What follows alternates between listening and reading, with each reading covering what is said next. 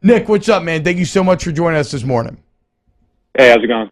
Wow. Okay, it's going great, Nick. I guess I'm just shocked because for you, I know that you have probably felt like this last week, getting a preseason game and then preseason film to break down. Has this felt a bit like Christmas to you?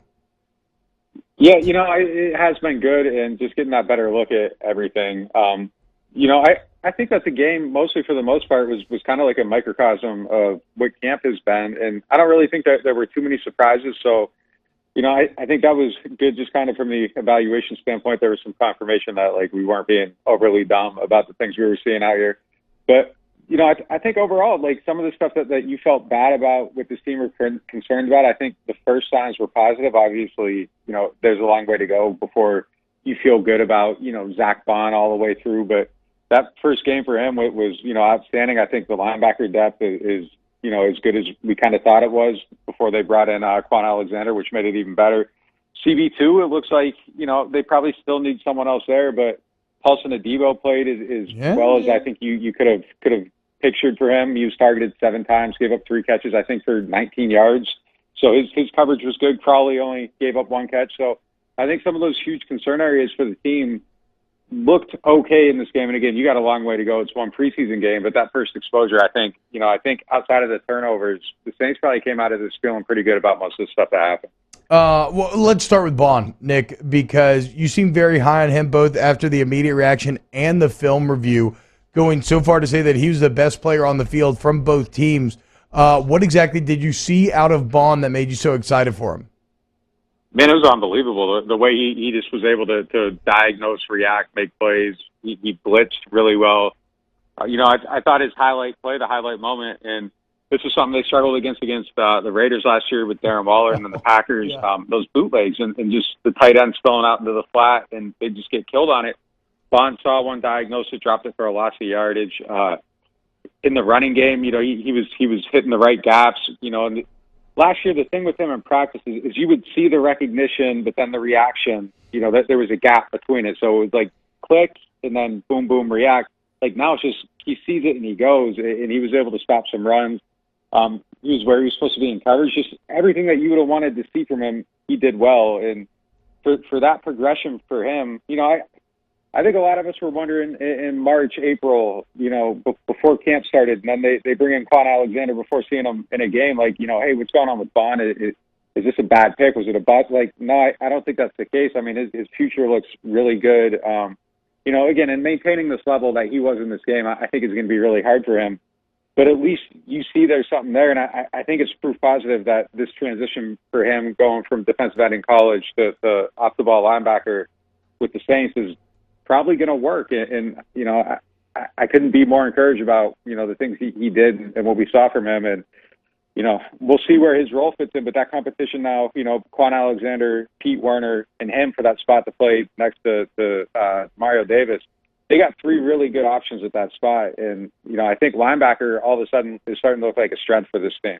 I think you're exactly right, Nick. I think that was a bright spot. Another bright spot on the first preseason game was Juwan Johnson. Somebody asked you about a week ago. I know that he's transitioning from a receiver to a tight end. He's going to be a little bit of a unique player, not going to be a Y tight end, but he had a nice game. Is there a plan for Juwan Johnson to not only make this roster, but to have a say in the offense? I think he's going to make the team. I think he's going to have a role in the offense. I think he's going to be a contributor for them and someone they look to on third downs. The most interesting thing in this game, third downs, I think he got all the third down snaps between him, Troutman, and Nick Van Ette when those guys were still in the game. So it could be a situation where they put him out there just in those passing situations and use him to create those mismatches. But this is the stuff we've been seeing from him all throughout camp. And, I wrote this last week, kind of if you just laid everybody out and you were coming in blind, didn't know anything about any of these guys, all the tight ends, if you came to this camp at any point, you probably would have walked away and been like, 83, looks like someone's going to do some stuff for them. And, you don't know the pedigree and all that, so your evaluation will be different. Now, we know he's an undrafted guy transitioning from wide receiver, and, that there's a little bit of a road there. I think he had 1 snap in pass protection, and he blew a block. So that was, a downside there, and he's going to need to get better at that. But, I think putting him out there in those passing situations, he's going to do some damage. And look, honestly, like, he's probably been the guy with the most highlight plays in camp. And I don't even think that's a debate out of all the tight ends. Like, he's the guy that flashes the most. He has the most catches. He makes the most big plays. And, you know, granted, given where he's coming from, you kind of hesitate to go all the way there with it. But I've been impressed. This game I thought was more proof positive to that. You know, he got down the field.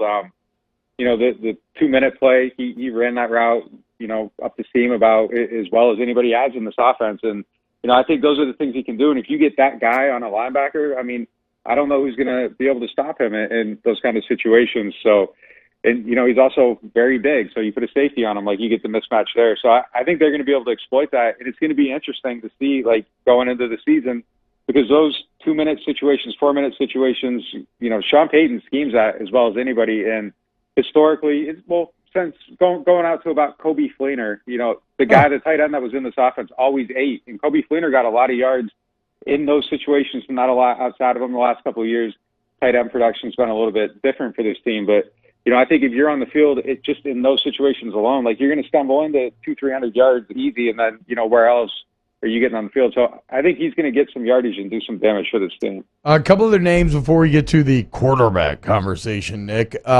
Did the game kind of feel like validation of what you've seen out of Marquez Callaway thus far? Yeah, I mean, look, I thought he played really well. You know, that first drive by Taysom was really outstanding. And, you know, he was seeing Callaway, his first read on a lot of those plays, getting it out to him. And, you know, he went and made plays. You know, I think that's one of those things where you feel a little bit better, you know, heading into the season. Okay, this guy can make some plays. He's legitimate. The other receivers, I think there's still a lot of question marks. You know, Lil Jordan Humphrey came 2 plays away from creating some hype, but those 2 plays, you know, he lets the quarterback poke it out. And then, look, the Jameis interception, I don't know how you can put that on Jameis. I mean, the ball might be a little bit underthrown, but you throw the ball at the back of a cornerback and your 6'4", 225-pound wide receiver gets his hands on it. It's got to be caught or it's got to go incomplete. It can't get flipped up into the air for an interception. So I thought if he would have made those couple plays, you'd feel a little bit better about the whole wide receiver picture. They got one. I think there's still questions about the other spots until Mike Thomas, Traquan Smith come back. But, you know, knowing that there is at least one guy that theoretically you can throw the ball to, he's gonna catch it. And, you know, the one thing I would have liked to see from him is maybe a couple things in tighter windows. His 3 catches, it was all off coverage. There was, I think, 4 other snaps where he went up against press coverage. I saw him get open on 2 of them. So, I mean, that was good to see. So I think, you know, even though the ball wasn't going them, there was some evidence that he can get open against that tighter coverage, create some separation. So if they got one, they can survive. And, you know, it does look like they got one guy. And, you know, you hang with him, you get Traquan back, and just ride it out until Mike Thomas comes back, and it might be okay for him. All right, we'll circle back, Tony Jones. Let's go ahead and talk quarterbacks right now, Nick. And I want you to feel free to tell me I'm wrong or just answer this, you know, whatever you objectively think, right? Obviously, now let me tell you that. When I looked at this game, although statistically Winston and Hill were very similar, I actually came away far more impressed with Winston. Is my own bias? I don't know. And what I saw out of Winston, though, I feel like I saw somebody consistently go deeper in their reads. I saw someone with a way higher ceiling in terms of just like arm talent. And I saw someone who, as you said, if Jordan Humphrey comes up with that catch, or even if it's incomplete, then he wins the day outright. I mean, I know everybody's saying that the competition was really close. I actually don't think it was that close this last game. And even though Taysom played all right, like Taysom played well, but Winston played better, and you can see how much higher the potential is, in my opinion. Yeah, I think Jameis had the better game. I mean, I don't think that was really that hard to see. And you know, Taysom, even if you push aside the Ty Montgomery interception and say, oh, we don't know, like, you know, against cover 3 zone, guy usually sits in the zone. That's, you know, usually how you see that play played, but, you know, there's miscommunication, whatever. You want to throw that one away, whatever. There should have been another interception from him. So, yeah. You know, there's one in a maybe. And look, that first drive was really good, but it was first read plays, and he sees his first read, the ball gets out. And look, if you could get that from him every single drive, that would be outstanding. But like when things got a little messier, the picture got dirtier, you saw it slow down a little bit, and it got a little bit, you know, harder. And, you know, missing that pass to the running back in the flat, or coming out on the delayed screen, Like, that's the stuff we saw him do last year in miss on it. It was like, okay, he's going to get better at this. First time we saw it, he didn't get better at it. So those are things that I think he needs to really show going into this next game. Faster decisions still. It's the same story. Hit these passes, short passes to running backs, take some smoke off it, get the ball there, have it be accurate. Those are the things he still needs to do. The one thing that gives me just a little bit of pause about Jameis is that pretty much all of his highlight moments were in the 2-minute offense. And That's I fair. think Sean Payton schemes that 2-minute offense better than possibly anyone in the NFL. Now going over 2 seasons and a preseason, we've seen 4 quarterbacks operate it at a very high level. Guys are wide open, going up the seams. Like, he's hitting those throws in that. The touchdown throw was, I thought, outstanding. He read the safety once he saw the safety break. He put the ball to little Jordan Humphrey on one-on-one coverage, so that was a good play. The pass down the field, I have no issue with it. I thought it was a good pass. Again, maybe 18 inches off of being like a perfectly thrown ball to where he can go and get it. But if he would have went over top with it, safety's lurking, it gets picked off. So I thought that was a fine decision. That's a throw that you make. You see NFL quarterbacks make that throw all the time. Put it on the back of the cornerback, wide receiver either gets it or it's incomplete. Like, we don't need to grade Jameis on the scale where he needs to be 2 times better and 2 times more, decisions need to be better than everybody. Like, that's a good decision. That's a pass you'd see Drew Brees make. He had the guy open going up the sideline. Like, I have no issue with that whatsoever. I don't think it was a hero ball moment or, Jameis feeling like, oh, I'm rolling, I can win this on this throw. No, I think he made a good decision given what he saw on the field. So, I think he is a little bit ahead. It's just, I just need to see that one more thing. I need him to go out here this week and have some momentum in practice and go into this game and play well. Because every time he's gotten to the point where he can put his foot on Taysom's neck and kind of end the battle, Taysom gets back into it, and that door just doesn't close quite the way it should. So it's close. I thought he played better. I just want to see him go out there, start this game, maybe do some stuff outside of the 2-minute and, kind of seal it. But, yeah, I think he definitely has the upper hand going into this next game against Jacksonville. Hey, real quick, Nick, as we sit here on August the 17th, where's the running back depth for you for the Saints? Because the game, obviously, your veteran players left a lot to be desired there. Yeah, obviously, Alvin's going to be number one. I think Tony Jones Jr., with the game he had, I think he played well enough that the other 31 teams in the league probably are going to take notice and be watching to see what he does next. So if he, has another good game, I think he's forced his way onto the roster, or else you got to be willing to cut him and lose him. Even maybe after this one, it might have been enough. His vision on those outside zone runs and the way he was able to cut and be patient and, just make all the right decisions. Even on the play where he fumbled, like, he's got to protect that ball better. But the cutback on that play was just, it was unbelievable. His vision was just out of this world. So I think he's someone that needs to be on the team. I still think Murray's fine. I think if they were going to get rid of him, that's probably something that would have happened this offseason, right. And maybe you cut him so you keep Janoris Jenkins. He hasn't been doing a lot in camp, but I think it's, a 31-year-old player, a 31-year-old running back. You're probably just kind of trying to save his mileage and just get him ready for the season. You need that pounding back, and I'm not sure they have another one. I think Freeman probably hurt himself more than anyone else going into this game. I think he needed to have a good performance. He'll get another opportunity at it, but he's an older guy that's kind of like on the backside of his career, and I don't think you can come in and afford to have those kind of mistakes. So he's got to be a lot better in this next game. So if I had to pick him today, I go Alvin on, Murray on. I definitely have Jones on, Alex Arma fullback. Who am I missing?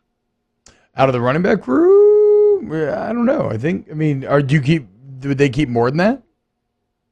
That's probably your group right there. And then Freeman's out, so that's probably how I go about doing it. And I think Tony Jones is someone that probably needs to be on the team though. There you go, man.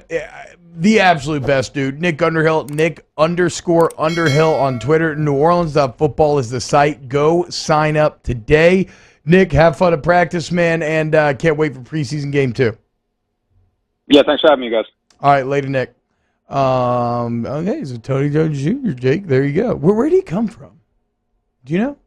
A school. Notre Dame. He went to Notre Dame. Oh, okay. Mm-hmm. Oh, wow. What did you work? Second year. Yeah. Okay. He was undrafted last year out of Notre Dame. He was with the Saints last year, mostly with the practice squad. Right? Then against Carolina, he was supposed to play, but Ty Montgomery came in and kind of took all his carries. Oh, yeah, that's right. Ty balled out. Last year's practice squad's hard to keep up with just because it was so different. You had veterans on the practice squad. You had like 15-year vets that were on the practice squad. You had guys on practice squads that were coaching high school football in Texas, but were still on the practice squad just in case. Josh McCown. Weird. Oh, wow. I mean, I did not know that. It was kind of all over the place. Either way, good for him, man. I hope he works himself into a role this year. He's definitely on the edge of it. Go sign up for New Orleans on football. All right, when we get back, breaking down some more preseason action. The conversation that we ended up running out of time for yesterday, maybe talk a little quarterbacks, as well as some more. Well, we'll stick around. Just off the bench.